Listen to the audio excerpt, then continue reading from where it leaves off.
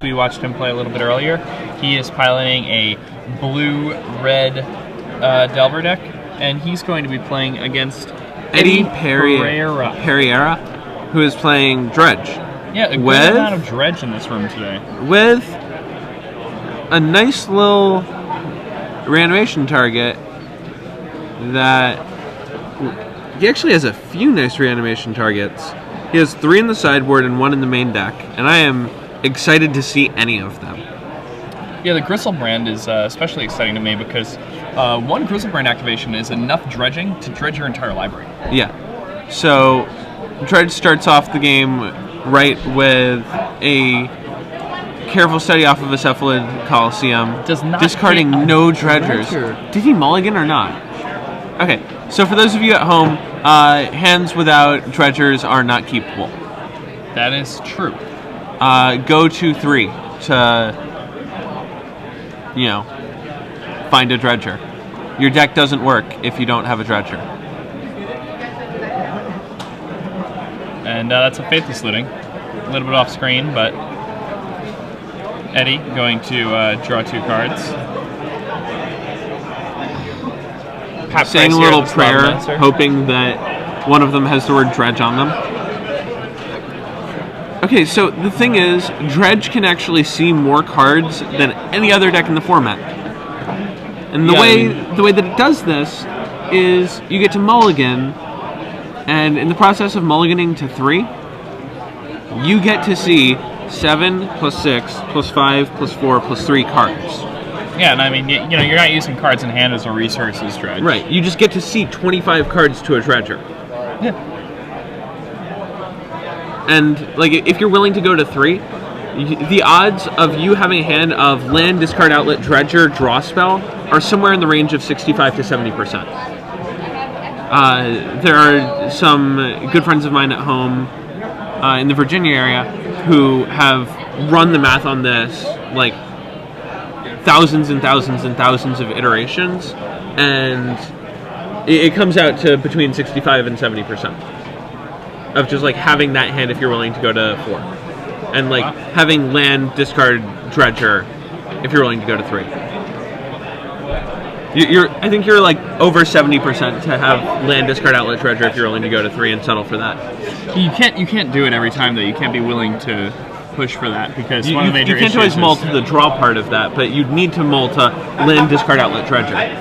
Cabal Therapy can be used as such. Yeah, I mean, but you need that because Eddy isn't even playing Magic right now. He's just giving Pat a huge he does have a huge thug head now. start. Right, but this is basically turn 1 for him. Yep. Goblin Guide coming down for Pat. And the problem is, the dredge player. Discarding 2 bridges that early is also a liability because the Grim Lavamancer, if Pat nugs him at end of turn, and then breaks a fetch land and Lavamancers his Goblin Guide, then the bridges go away, and that's half of Eddy's bridges. His dread returns get weaker. All of his Icarids get pretty eh. Yeah, Grim Lavamancer, you can tap red mana and sacrifice it basically to remove both those bridges. Which seems like it can be worth it in a spot like this. No fetch lands, though, means that Grim Lavamancer is pretty impotent right now. And the careful study actually means that we could see a huge turn from Eddy here.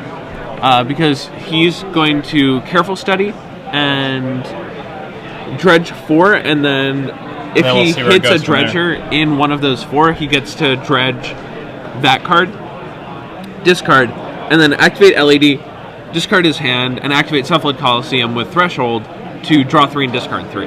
Man, Pat has a pretty good read in this game because I think he's thinking about Force of Willing this careful study, and he snap let the others resolve. All right, so Eddy going to be able to grab that Golgari Troll.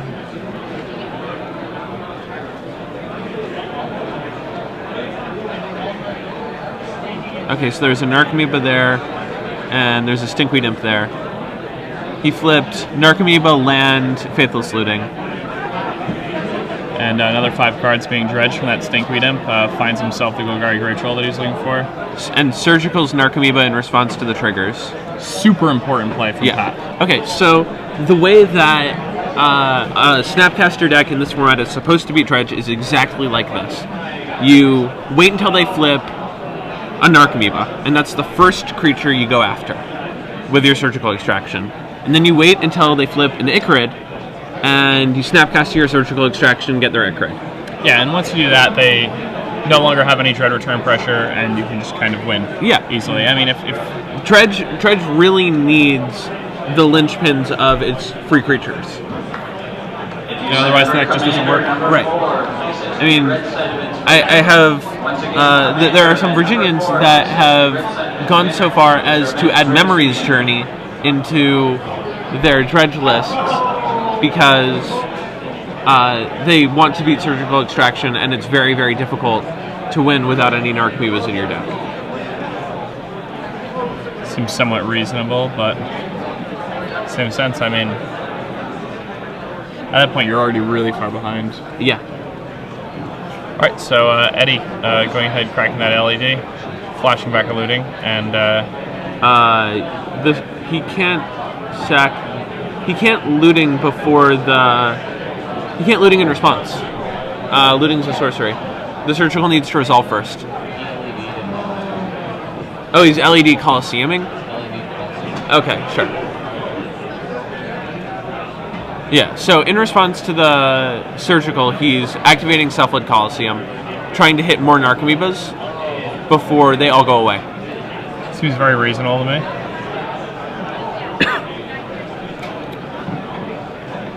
Dredging a Grave Troll and another Grave Troll. Alright, now, Dredge is so weird. People like play with their graveyards face up in the middle of the table. I mean, that's the important zone in their deck. Yep. And third Grave Troll.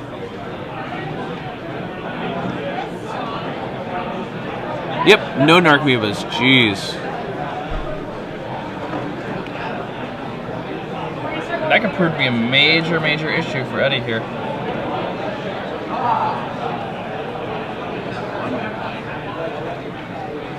So Pat's going to pick up Eddy's deck and look through it real quick, see if he can find any other copies of Narcomoeba. Probably one more in there somewhere. And there are 15 cards left, if I counted along with Pat correctly, in Eddy's deck.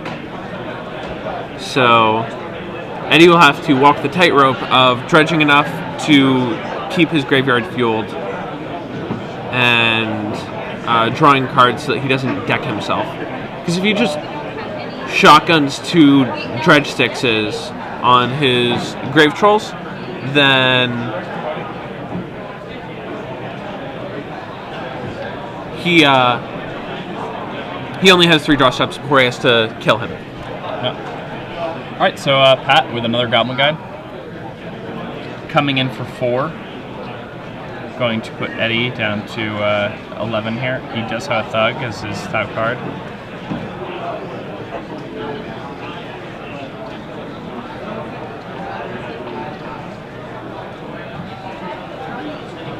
Yeah, so at this point, just tanking a little bit, deciding what the best course of action is.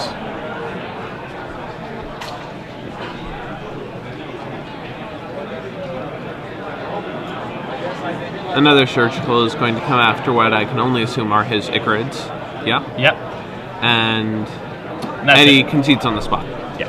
And I mean, as he should. There's really not much he can do there. He has no more game. Mm-hmm. So Pat seems like he knows what he's doing, what his objectives are, his role